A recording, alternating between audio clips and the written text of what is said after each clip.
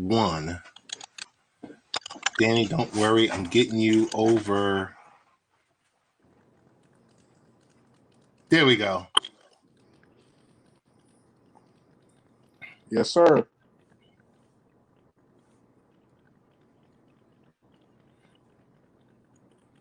Nah, I like this one. The one with the 3-point conversion T-shirt. How do I get one? I mean, this is Ted Hicks from Late I Night mean, Parents. Ways to follow the show, latenightparents.com.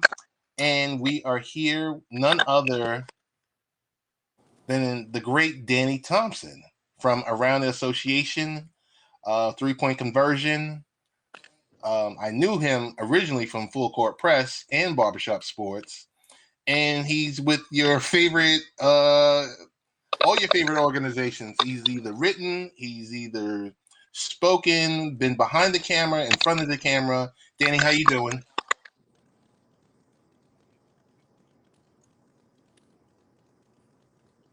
yeah. Yeah, Danny, how are you doing? How are you dealing? How are you dealing with COVID?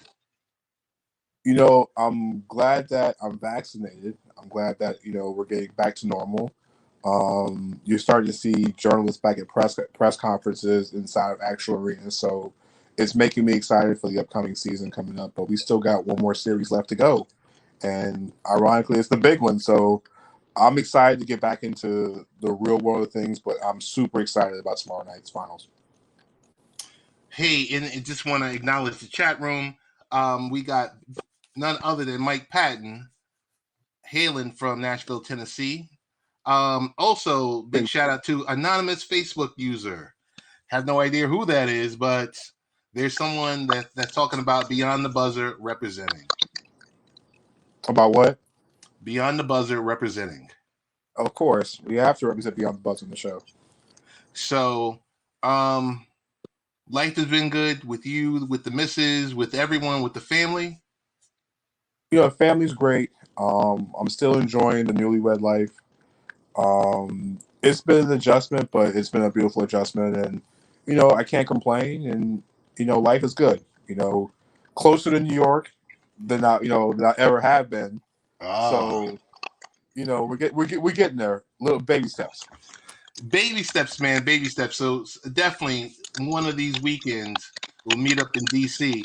Hey, I'm getting a little bit of noise, so I'm going to restart the graphic server Okay. because I'm getting a lot of noise. Well, did it slow down a little bit? I think it did. Okay. So before we get started with NBA, tell me about the 3-point conversion. I mean, it's a site. Where fans matter. Started by my good friend. If I go by his government name, he's going to throw something at me. My main man, Mr. Controversy, Raphael Haynes, started this. Oh man, I want to say it was about maybe 4 or 5 years ago, just as a simple podcast, and now it's turned into a media organization where not only do we cover things as far as the NBA, the WNBA, the NFL. There's talk shows involved in the network now. There's a website. There are writers from all across the place, and an outstanding team of men and women on a team that is just all about just trying to produce the best content possible. And that's where I do my senior NBA writing for nowadays. So I enjoy it. I can't complain. It's a beautiful thing, and I have to represent because I got the shirt on tonight. Gotcha. Hey, for those in the comment field, um, some people call them cheap seats, but I'm like, you are a part of this broadcast also. If there's any noise, if the audio is clear, can you give me a thumbs up? And if you're hearing distortion or anything similar to that, could you let me know?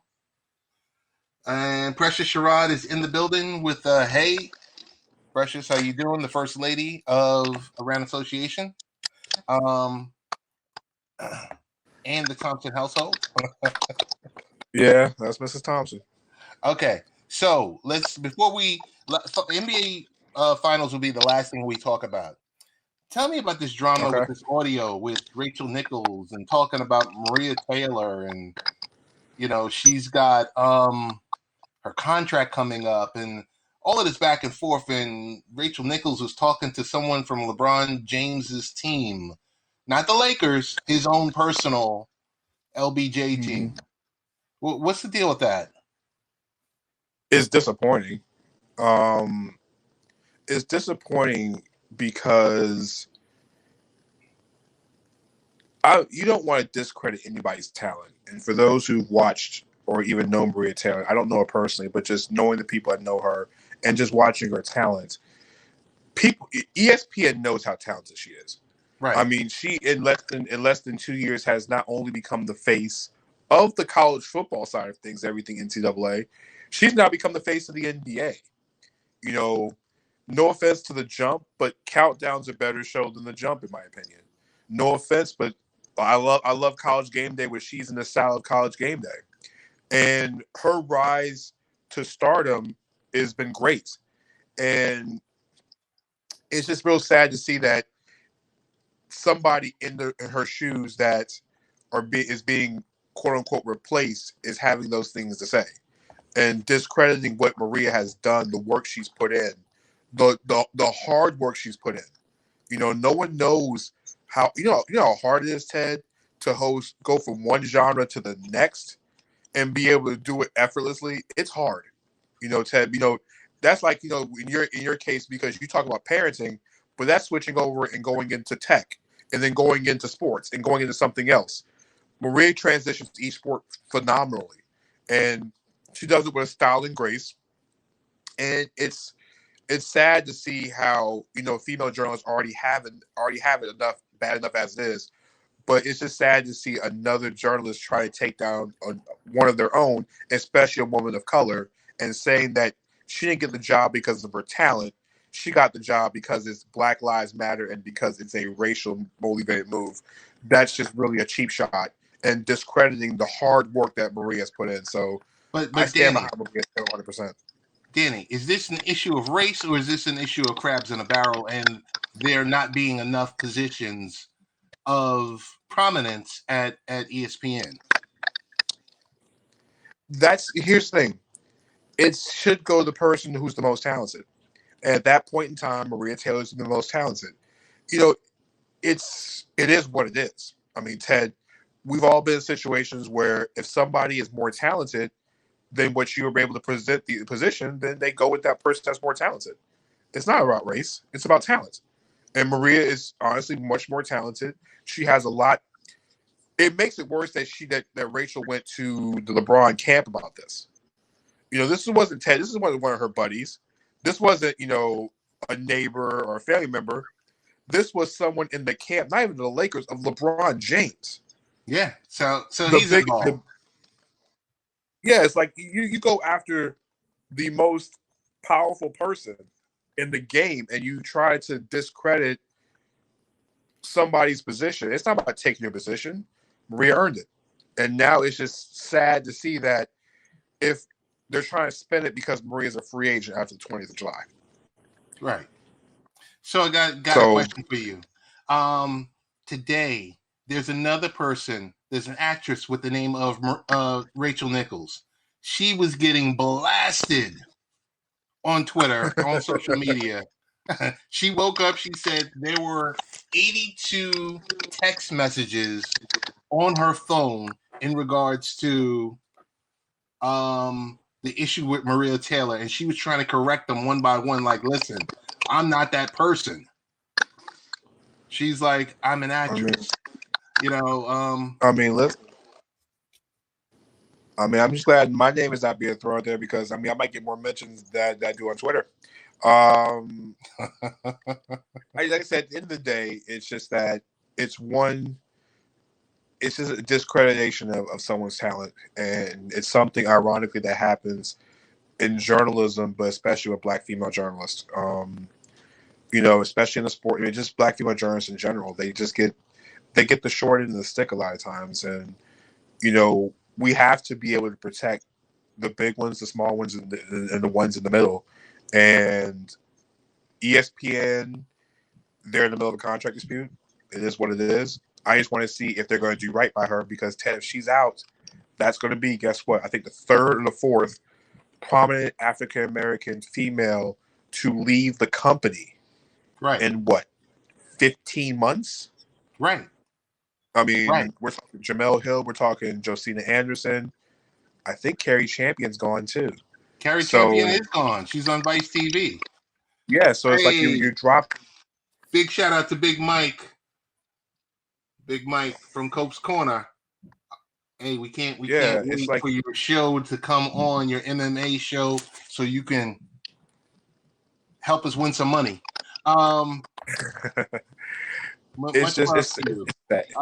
It's really a bad shot, and then seeing, you know, people try to defend the situation and it doesn't sound right. And I understand that you work with the person, but you know, you got to protect home first and foremost. And sometimes some people don't protect home. That's all I have to say about that. Hey, Danny, I had the pleasure many years ago attending a NASB, National Association of Black Journalists, and I'm a blogger, but we got to make sure, following what Mike Patton's lead, protect Black women reporters and journalists all together. Can we talk about the tomfoolery with Stephen Jackson? I mean, you know it's bad when Meta World Peace pulls off your big three team, what, 72 hours for the first game? He ain't pulled off because of no injury. Listen, I get, like I said, Stephen Jackson has his platform. Stephen Jackson is no longer with ESPN, so he can say what he wants to when he wants to. He has his own thoughts and opinions, and I have my own thoughts and opinions about that situation. And listen, you're going to defend your friend regardless. And Ted, we've seen celebrities defending their friends this week in all other platforms. Of course. Whether it's right or wrong. Right. But, I mean, I guess you protect your friend in the situation, but not to acknowledge the fact of what happened, I think is really, it burns me on that one. But it is what it is. The last word on this. I didn't hear from it. Mike Patton might have heard. He appears to have heard from it. Did you hear Rachel Nichols' apology? You mean the apology that lasted? The apology that lasted longer than Giannis's free throw attempts? Yeah, I saw all 23 seconds of it. All right, let's move on. Exactly. Ted, the one last thing. That Maria took longer than the apology. Maria Taylor, does she deserve Stephen A. Smith money? Yes or no? You have the final word. How many people have an MVP vote and a Heisman Trophy vote at the same time? You've answered it. Next topic. Let's go NIL. What's happening with that? Listen, you have college kids allowing to make money off themselves. Hallelujah. It's about time. You know, NIL, for those who don't know, is kids who go to college can actually make money off the likenesses. You know, we had I think it started back, going back to Ed O'Bannon at UCLA with the court case that destroyed ESPN, EA Sports college football, NCAA football on the platforms because these kids were not getting paid for their likenesses. And then you had the kid, UCF, the kicker, who gave up his college scholarship because he had a YouTube channel that was making way more money than what he was getting as a college kid. And now they can make money off the likenesses. Now it's going to be great for the sport to see kids be able to make money off themselves. The university's been doing it for years. So why can't a kid start their own clothing line? I really want to see how far this goes because we saw Master P's son get a $2 or $3 million contract from a tech firm before he played one game at Tennessee State. So, you know, I can only imagine when we get to the guys like, I don't know, Bronny James or Mikey Williams on the basketball side, and what happens with those now because they can make money off themselves before they touch 1 second. You might have kids go to college now just because of this. Could you give an honorable mention to the NBA, G League, Ignite contracts? I think that was a part of it.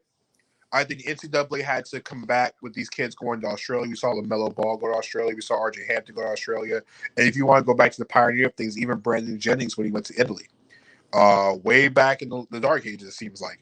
You know, you have these foreign leagues willing to pay the talent. You have the G League willing to pay the talent. You have the overtime league that's giving high school kids now, juniors, $1 million to play 2 years for overtime. Right.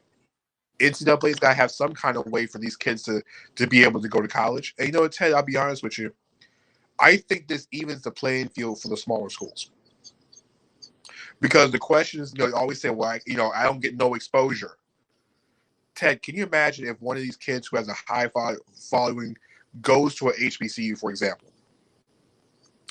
That social media platform can not only help that university, but the kids making money off themselves anyways. So it's a win-win situation for the small schools because now, Ted, it makes the playing field even to everybody. Like, you don't have to go to North Carolina or Duke to be a known national prospect now. You can go to a Tennessee State. You can go to a North Carolina A&T. You can go to a North Carolina Central. You can go to a Hampton or Norfolk State. You can go, to Florida A&M or Bethune-Cookman. These smaller schools that don't get the prep, because guess what? I don't need their exposure because I have my own. So, hey, I want to present something on the screen. A question from anonymous Facebook user. Let's see if it allows me. It says, do you think this will help enrollment in HBCUs now since the big colleges always did it? I think it will help. I think we'll have more kids to shy away from playing professional ball for a year or two because they can start their own brands. Ted, there's nothing better than when we were growing up in the 90s. Well, I'm sorry, me growing up in the 90s, you growing up in the 40s. But there was nothing better, Ted, than watching kids go to college. Hey, I have to. There's nothing better than watching, guys go to college for long term. Before they got to the NBA, Ted, we knew who the Fab Five were. Right. You knew who Grant Hill was. You knew Christian Laettner was. Ted, can you imagine if Shaquille O'Neal would have had this in college at LSU, or Chris Jackson, Lethal Weapon 3, but people know them because they went to college. Now, guys only go to school just for one semester because the second semester, it's already halfway through basketball season. They have no plans on playing next season anyway. So I think you can start seeing higher enrollment. You might see guys even stay longer because guess what? I can build my brand, Ted, and play and make money and not lose out on it. Hey, to go ride a bench because I got to go take care of my family. Right. Hey, I do want to mention Mike Patton mentions briefly Mikey Williams might just attend Tennessee State. They are on his list. Also, Nashville native Brandon Miller, top 20 player in the nation, is considering staying at home and going to Tennessee State also. On the Mikey Williams front, yeah, he's considering Tennessee State. His mother graduated from Hampton as a softball player. So if any HBCU has got the inside, it'd probably either be Hampton or North Carolina Central because Lavelle Moten is very close with Mikey Williams in a different type of in a very interesting way. So I would look at those two schools. But yeah, Tennessee State and Coach Brian Penny, Coach Penny down there, they have him on his list. But I think if any HBCUs on that target list, it's Hampton because Mom graduated from there. Mom was a softball star at Hampton. So if he comes to this area of the country, Ted, let me tell you, they will have to move games to the Coliseum out here. They couldn't play on campus at home. They couldn't. Hey, anonymous Facebook user says, reminds me of Blue Chips coming true. And I think this is why Coach K and other coaches are stepping away because they are losing money off kids' branding. Do you agree or do you disagree? I think guys like Coach K and Roy Williams are tired of the rigmarole of trying to have to deal with these AAU parents. Kids aren't going to school anymore just to get education. They're there for a business transaction. Right. I think like Nick Nolte did in Blue Chips. He got tired of basketball being a transactional sport. It's not a transition sport; it's a transactional sport. So I think in some ways it is like that. But also, you have to pay the player. I think Coach K is tired of it. Roy got tired of it. The change of the guard, Ted, the coaches that we remember, Ted, is going out the door because who's left? Oh, the coaches we saw or grew up with, who's left? Not many. I can't name a coach. After Roy and Kay, what's left? No one. Hey, Pitino? I want to shift real quickly and say this. This is going to sound like a little bit of shade. Coach Cal is almost the last of the dying breed, as per Mike Patton. Yeah, but Cal has left a wake of destruction everywhere he goes. And what about Rick Pitino? Like I said, Pitino and Cal, but those have left destruction everywhere they left. I got a question for you. Coaching carousel. I'm going to name 2 coaches. I'm not throwing shade. You might throw shade. Or those daily talk shows where, Skip is on one side and Stephen A is on the other side on opposing networks. Do you have a problem with Chauncey Billups and Jason Kidd getting those prospective positions with the Trailblazers and with the Mavericks? I mean, I'm all for first-time head coaches and giving it an opportunity. So as far as Chauncey goes, I don't have the issue with Chauncey getting a head coaching job, but Jason Kidd has never impressed me. He didn't impress me in Milwaukee. He didn't impress me. He did a good job in Brooklyn, but he didn't impress me in Milwaukee. I know it's been a long time, but there are still people and there's still coaches out there who deserve their first opportunity. And I'll be honest with you, even with Chauncey Billups, he was only assistant for a year. I promise you, Sam Cassell is on line 1 waiting for a job offer. Right. Jamal Mosley has been waiting for a job offer on line 2. So there are other people that, in my opinion, should have the opportunity to be a head coach in this league before Chauncey Billups. Did the Portland Trailblazers move forward because they were pushing against cancel culture, or what's what? Because I think Lawson and Hammond, their names were just mentioned, and were they just a soundbite?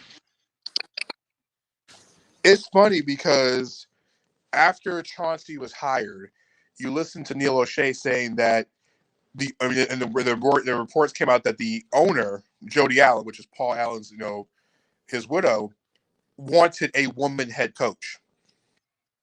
If the owner wants a woman head coach, why did they pull the trigger? Right. I mean, and secondly, this can't be about Damian Lillard because Lillard's first choice was Jason Kidd, who didn't want the job. Right. Or they didn't want to hire Jason Kidd. So, listen, I'm tired. For me, I would love to see Becky Hammon as a head coach in the NBA. I think it's time. See this? I remember asking Rosalind Ross 5 years ago on this when it was just an audio podcast, if we were going to see Becky Hammon. And I just played that audio clip 2 days ago from 5 years ago. And I said, Becky Hammon, will we ever see her as a head coach? Danny, this was back when both of us had hair.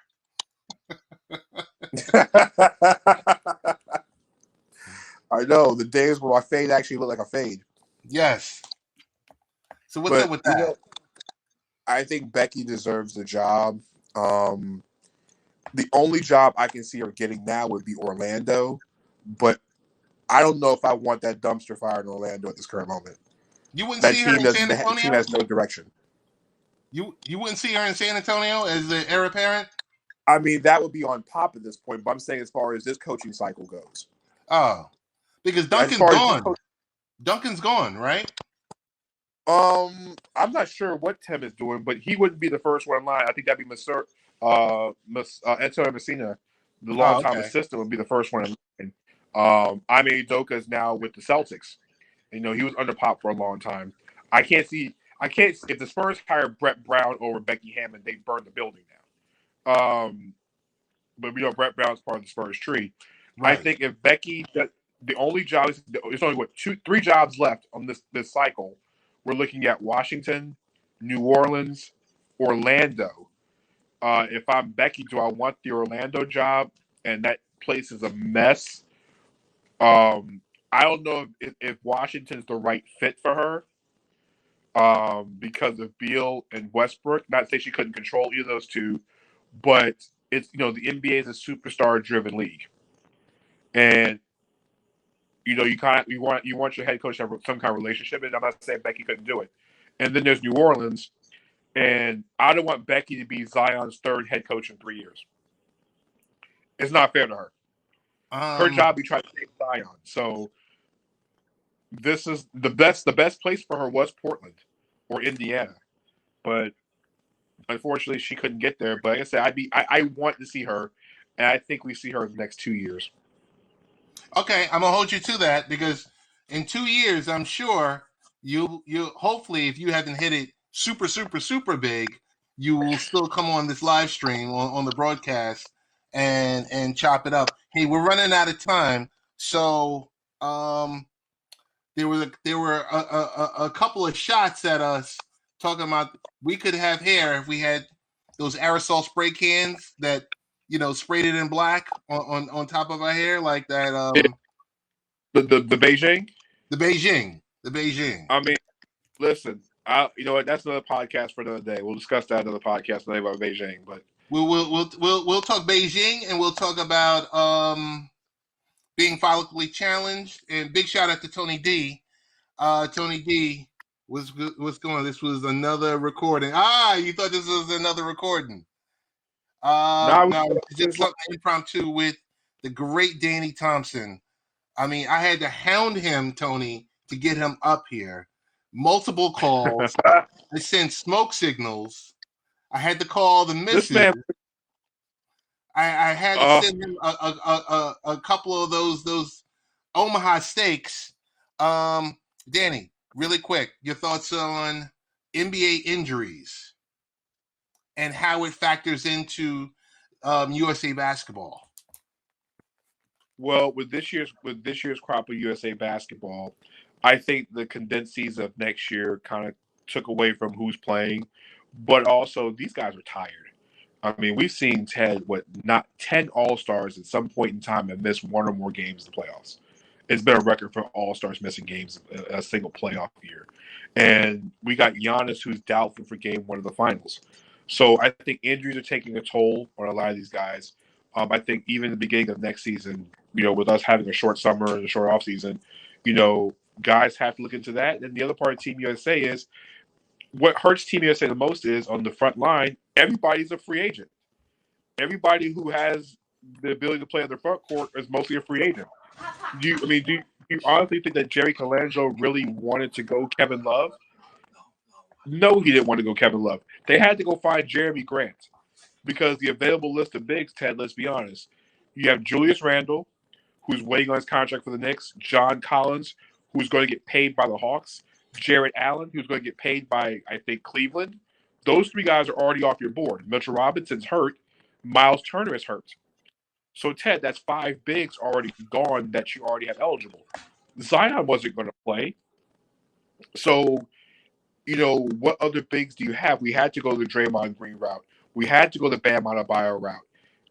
But who are we calling? I mean, we watch Andre Drummond's entire future of money just go down the toilet with his run with the Lakers. We call it DeMarcus Cousins, a guy that couldn't get off the bench for the majority of the playoffs.